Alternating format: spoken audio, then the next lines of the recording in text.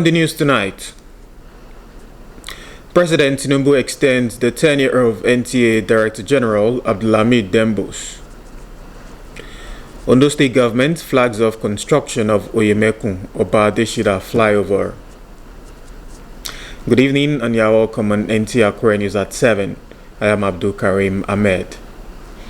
President Bola Ahmed Tinubu has renewed the tenure of the Director General of the Nigerian Television Authority, NTA, Abdulhamid Saliu Dembos, and the Managing Director of the News Agency of Nigeria, NAN, Ali Mohammed Ali, for another 3 years.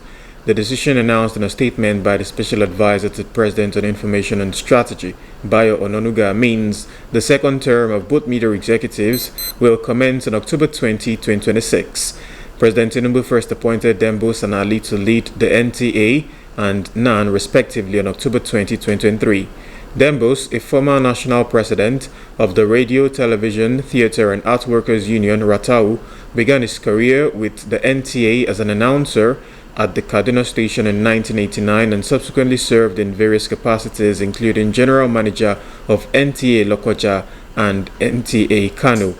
President Tinubu urged the two chief executives to justify the confidence reposed in them by continuing to demonstrate commitment to their mandates of their respective organizations and supporting the promotion of the administration's renewed hope agenda. Here in Ondo State, the Governor, Loki Aiyedatiwa, has reiterated his administration's commitment to strengthening infrastructure across the state as part of efforts to addressing traffic congestion and improving road infrastructure in the state capital. This was at the flag-off of the construction of the 2.38-kilometer Oyemekun Obadeshida flyover in Akure, Ondo State. Toyin Batire now reports.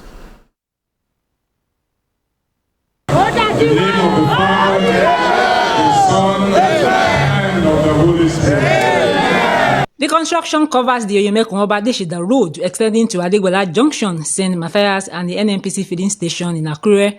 Ondo State Governor Loki Aiyedatiwa said the project reflects the administration's commitment to providing infrastructure that will improve the quality of life of residents. He emphasized that the flyover, which is part of the state government's East Infrastructure Program, is designed to ease daily movement, reduce traffic bottlenecks, and enhance the appearance of Akure metropolis. I appeal for your understanding and patience. These temporary inconveniences are the price we must be willing to pay for the permanent ease and improved mobility we seek for ourselves. The Commissioner for Infrastructure, Lands and Housing, Abiola Olawoye, alongside other stakeholders, expressed optimism that its completion will further improve traffic flow and economic activities in the state capital.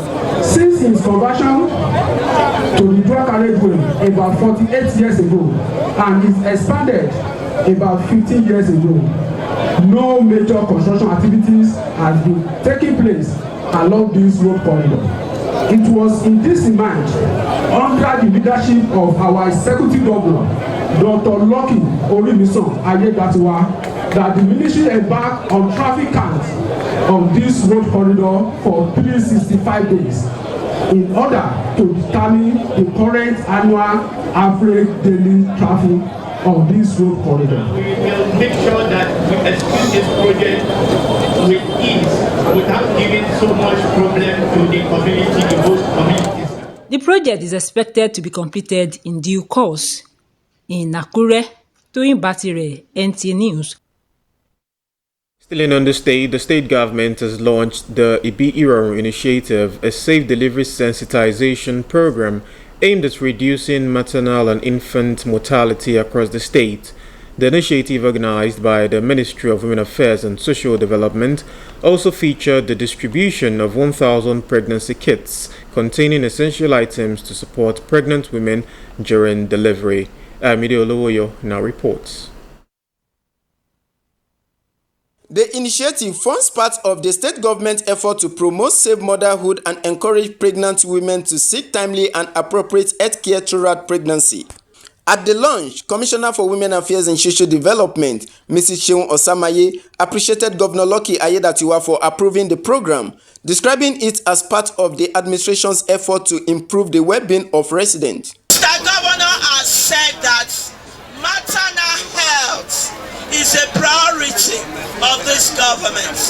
Our pregnant women should deliver safely. These hospital delivery items are the essential 13 delivery items needed by pregnant women at our delivery homes. Representing the governor, the special advisor on health, Professor Simidele Odimayo, officially launched the initiative and presented the pregnancy kits to beneficiaries, reaffirming the administration's commitment to reducing maternal and infant death. The government of the state is supporting the health workers at the maximum level.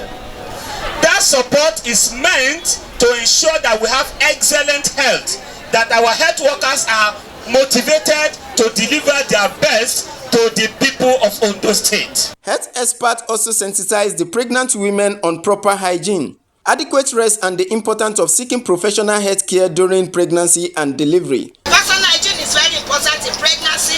Environmental hygiene is very important in pregnancy. Eat adequate nutrition.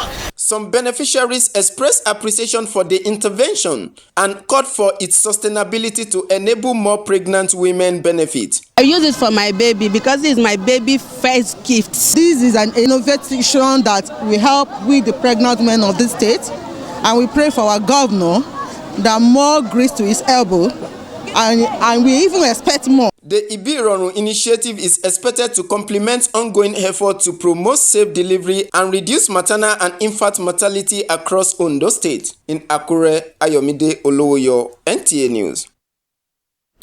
You're still watching NTA Akure News at 7. We shall be back in a moment. Please stay with us.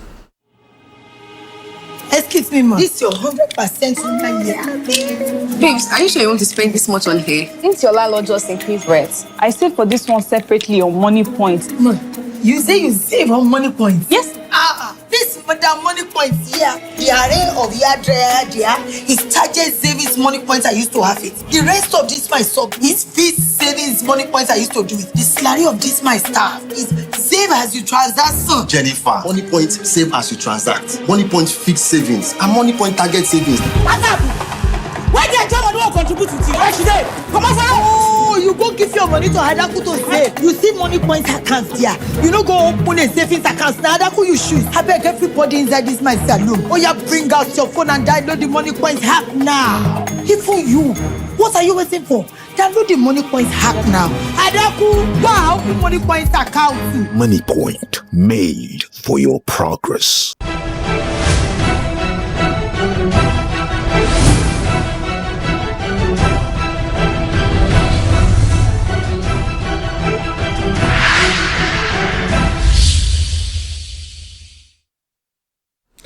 Thank you for staying with us. You can also watch us live on social media via our handles on Facebook and YouTube at NTA Akure.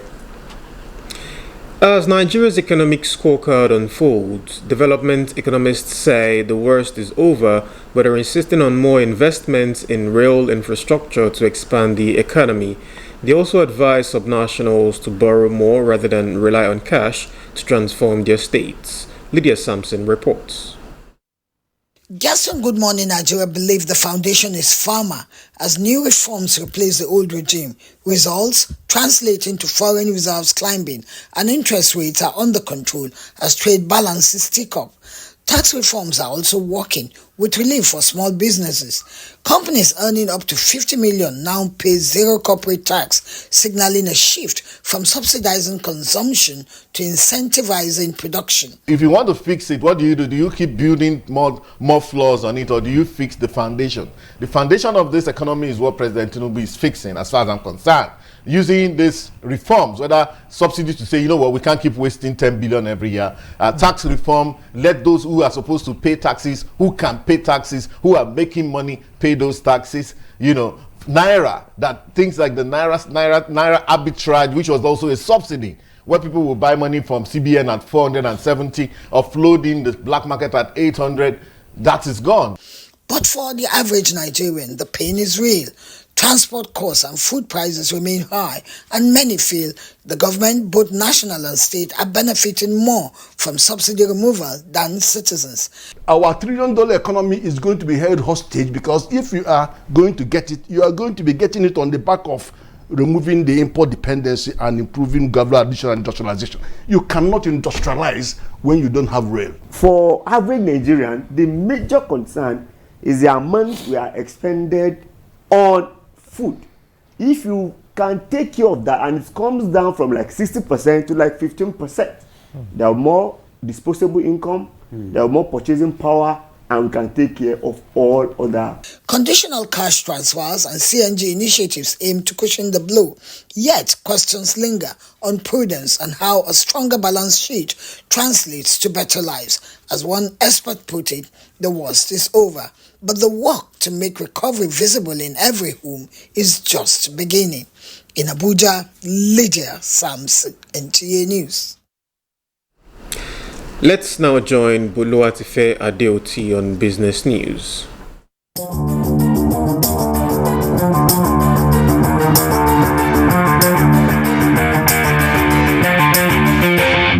The federal government spent 6.47 trillion naira on strategic infrastructure development between June 2023 and December 2025, with major highway projects accounting for more than half of the expenditure. An analysis of the newly released federal government's Nigeria Reform Scorecard on savings from fuel subsidy showed that the Lagos-Calabar Coastal Highway received the highest allocation among selected strategic infrastructure projects, with 2.23 trillion naira disbursed to fund its construction. In another development, President Bola Tinubu is set to lead a fresh continental push to stop Africans' mineral wealth from leaving the continent largely as raw materials, as he shares a high-level summit on critical minerals in New York next month. The meeting, convened by the African Minerals Strategy Group on September 21, 2026, will be held in Manhattan on the sideline of the 81st section of the United Nations General Assembly. That will be all on business news in Akure.